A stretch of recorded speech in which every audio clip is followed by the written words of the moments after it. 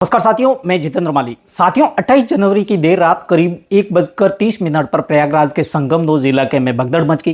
प्रशासन के मुताबिक 30 जबकि भास्कर रिपोर्ट्स के मुताबिक 35 से 40 लोगों की मौत हुई है। 29 जनवरी की दोपहर होते हुए तो मौनी अमावस्या का शाही स्नान भी हो गया, लेकिन इन मौतों के लिए जिम्मेदार कौन है, ये सवाल अब भी सामने है। छानबीन में सामने आया कि ये भगदड़ एक अकेली गलती नहीं थी, ये बीते 2 दिनों से हो रही गलतियों के एक सिलसिले का आखिरी छोर थी, जहां 35 से 40 लोगों को जान गंवानी पड़ी। साल भर की तैयारी और 7535 करोड़ खर्च के बाद भी महाकुंभ का इंतजाम सवालों के घेरे में। ये भगदड़ मेले की जिम्मेदारी संभाल रहे 6 अफसर, अहम अफसर, जिनकी अनदेखी या फिर गलत फैसलों का नतीजा थी। गलतियों का यह सिलसिला 27 जनवरी से शुरू हुआ। 29 जनवरी को मौनी अमावस्या थी और देश भर से करोड़ों लोग प्रयागराज आ रहे थे। मेले में 1.6 करोड़ लोग पहुंच चुके थे। पाटुन पुलों पर भीड़ बढ़ी। मेला अधिकारी विजय किरण आनंद की ओर से एक वायरलेस मैसेज आया और भीड़ का मूवमेंट रोक दिया गया। पाटुन ब्रिज नंबर 7 को अचानक बंद कर दिया गया। 5 घंटे तक फंसे रहने के बाद भी भीड़ का सब्र टूट गया। उन्होंने देखा कि एसडीएम सदर की गाड़ी के लिए पुल खोला जा रहा है। लोग भड़क गए। एसडीएम की गाड़ी पर भी हमला हुआ। अफसरों से धक्का मुक्की हुई। भीड़ का गुस्सा बढ़ता देख पाटुन ब्रिज नंबर 13, 14 और 15 को खोल दिया गया। हालांकि ऐसे कई वीडियो सामने आया जिसमें लोग वीआईपी मूवमेंट की वजह से कई किलोमीटर पैदल चलने की शिकायत करते नजर आ रहे थे। 27-28 जनवरी को कुंभ में वीआईपी मूवमेंट थी। भीड़ इकट्ठा होने की एक बड़ी वजह बना। 27 को ज्यादातर पाटुन पुल बंद थे। वजह थी गृह मंत्री अमित शाह, बाबा रामदेव, अरुणाचल प्रदेश के गृह मंत्री मामा नातुंग, किरण रिजिजू, मिलिंदी सोमन व अरुण गोविल, अमेरिकी रॉक बैंक कोल्डप्ले के सिंगर क्रिस मार्टिन जैसे वीआईपीज का वीआईपी मूवमेंट की वजह से रास्ते भी बंद रहे। आम लोगों को कई किलोमीटर पैदल चलने को मजबूर होना पड़ा। पाटुन पुल बंद होने के पीछे भी वीआईपी मूवमेंट को बड़ी वजह माना जा रहा। आरोप लग रहे हैं कि प्रशासन नहीं चाहता था कि इस दौरान आम लोगों की भीड़ संगम पर इकट्ठा हो, इसलिए पुल बंद कर दिए गए। मेला अधिकारी विजय किरण आनंद को बढ़ती भीड़ का अंदाजा था, लेकिन उन्होंने गलत फैसला लिया। 27 जनवरी से ही मौनी अमावस्या के ट्रायल के तौर पर पाटुन पुल बंद करने का आदेश दे दिया गया। अब भास्कर की छानबीन में सामने आया कि कुल 30 पाटुन पुल है, लेकिन 27-28 को ज्यादातर पुल बंद रहे। 27 जनवरी को सिर्फ पुल नंबर 13, 14, 15 चालू थे। 28 जनवरी को पुल नंबर 3, 14, 15, 17, 18 और 19 और 22 7 पुल चालू थे। 29 जनवरी को मौनी अमावस्या थी, इसलिए पुल नंबर 1, 2, 13, 14, 15, 17, 18, 19, 22 यानी कुल 9 पुल खोले गए। 27-28 को ज्यादातर पुल बंद होने से एक ही जगह भीड़ ज्यादा इकट्ठा होगी। जो लोग संगम की तरफ थे वे अखाड़े की तरफ नहीं जा पाए। अखाड़े की तरफ जाने के लिए लोगों को काफी घूम कर जाना पड़ रहा था, इसलिए बड़ी संख्या में लोग मौनी अमावस्या के स्नान के लिए संगमनोज पर ही रुके रहे। अगर सभी पाटुन ब्रिज चल रहे होते तो श्रद्धालु आसानी से एक जगह से दूसरी जगह जा सकते थे और भीड़ मेले से बाहर चली जाती। जो लोग सोए थे वही ज्यादातर भगदड़ में कुचले गए। अब संगमनोज इलाके में भीड़ न बढ़ने देने की अहम जिम्मेदारी एसएसपी राजेश द्विवेदी की थी। इसके अलावा मौनी अमावस्या पर अमृत स्नान के दौरान साधुओं को स्नान कराने का इंतजाम भी उन्हीं के जिम्मे था। 28 जनवरी को देर रात हुई भगदड़ के 2 कारण सामने आए, जिनमें पहला कारण तो यही है कि संगमनोज पर भीड़ जमा होती गई। फिर बड़ी संख्या में लोग बैरिकेडिंग के बगल में ही सो गए।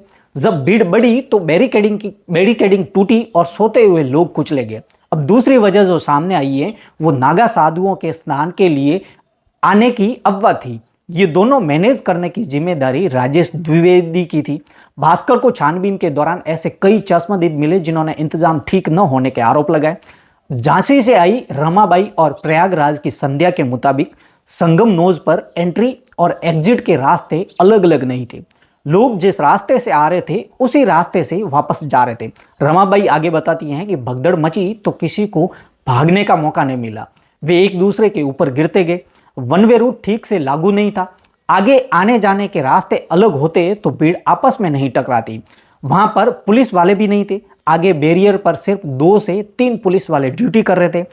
इसके अलावा संगमनोज की व्यवस्था संभालने के लिए यूपी पुलिस और होमगार्ड मिलाकर करीबन 1000 जवान तैनात थे। भीड़ बढ़ने के बावजूद राजेश द्विवेदी संगम नोज पर क्यों नहीं थे, ये सवाल भी उठ रहा है। अब गलती कहां हुई?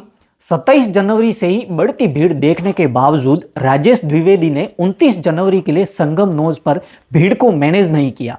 27 और 28 जनवरी को जो भी व्यक्ति संगम आया उस नोज पर सीधे चला गया। पाटून पुल बंद थे तो लोग वहीं रुके रहे। पुलिस ने इस भीड़ को वहां क्यों रहने दिया, ये सवाल भी उठ रहा है। समय रहते अगर लोगों को वहां से हटा दिया होता तो भगदड़ मचने की आशंका कम हो जाती और भीड़ बढ़ने के बावजूद फोर्स नहीं बढ़ाई गई। जो फोर्स मौजूद भी थी उसने आने जाने के रास्ते का पालन भीड़ से नहीं करवाया। 28 जनवरी की देर रात संगम नोज पर करीबन 10 लाख से ज्यादा लोग इकट्ठा हो गए।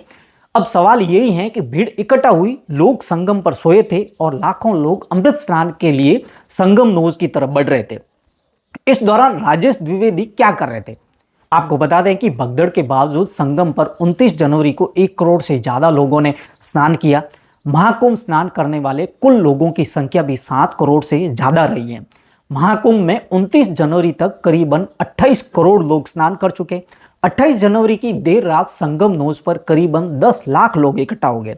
फोर्स कम थी और कुछ ही घंटों में साधुओं का अमृत स्नान भी होना था।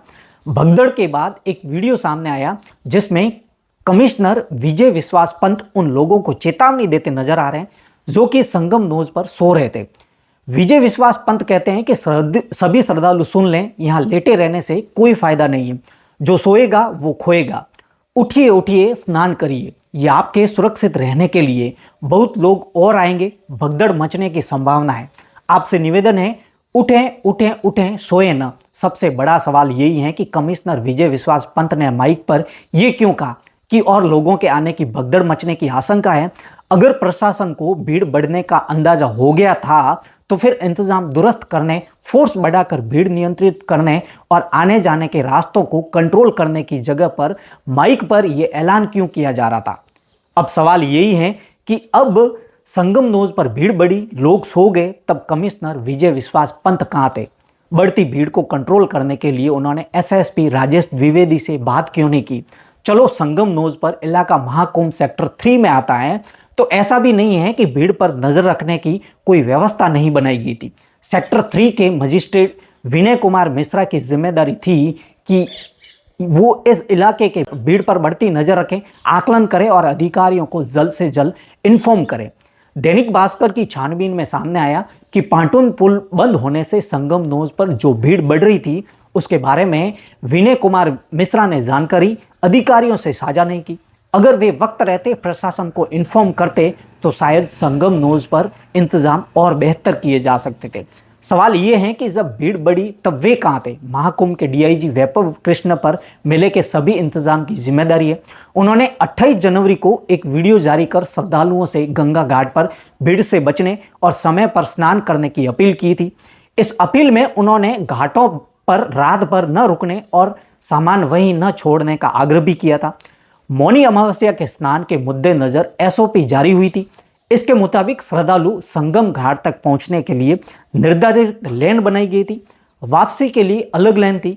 27 जनवरी को सीएम योगी आदित्यनाथ ने मौनी अमावस्या की तैयारियों को लेकर मीटिंग भी की थी। वे प्रयागराज में ही थे। इस मीटिंग में भीड़ को मैनेज करने पर ही ज्यादातर चर्चा हुई। इस मीटिंग में वैभव कृष्ण भी थे। 28 जनवरी को भी मौनी अमावस्या की तैयारियों के लिए मीटिंग हुई।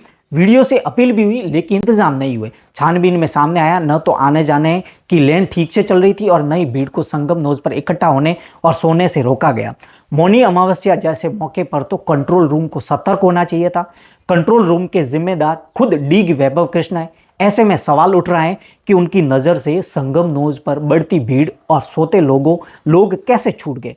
भगदड़ मचने के बाद कंट्रोल रूम ने काफी अच्छी भूमिका निभाई और 5 मिनट में एम्बुलेंस मौके पर पहुंच गई। सवाल यही है कि दुर्घटना से पहले सब कहां थे? महाकुंभ में ट्रैफिक प्लान बनाने और उसे लागू करने की जिम्मेदारी एडीजी भानु भास्कर पर है। महाकुंभ के आसपास के जिलों के अफसरों से कोऑर्डिनेशन का जिम्मा भी इन्हीं के पास है। 2 महीने में 80 मीटिंग करने के बावजूद एडीजी भानु भास्कर का बनाया ट्रैफिक प्लान फेल कैसे रहा? शहर में एंट्री, मेले में एंट्री, रास्तों का खुलना या बंद होना, गाड़ियों का आना और वीवीआईपी मूवमेंट, सभी व्यवस्थाएं ध्वस्त दिखी। हर रोज 8 से 10 घंटों का जाम लगा रहा, बॉर्डर पर 15 घंटे तक गाड़ियां फंसी रही। सोशल मीडिया पर कई वीडियो हैं जिनमें लोग जाम में फंसे होने की शिकायतें कर रहे हैं। एम्बुलेंस के लिए भी डेडिकेटेड रास्ता नहीं बना, जो किसी भीड़ भाड़ वाले कार्यक्रम में बहुत जरूरी होता है।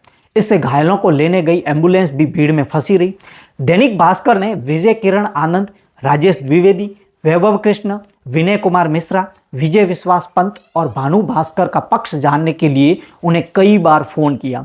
फोन कॉल पर जवाब न मिलने पर उन्हें मैसेज भी भेजा गया। भगदड़ के बाद अब तक जो कदम उठाए गए उनमें भारी भीड़ को देखते हुए प्रयागराज में एंट्री करने वाले पॉइंट भदोई, चित्रकूट, कौशाम्बी, फतेहपुर, प्रतापगढ़, जौनपुर, मिर्जापुर बॉर्डर को बंद कर दिए गए। पूरा मेला क्षेत्र को नो व्हीकल जोन घोषित कर दिया गया।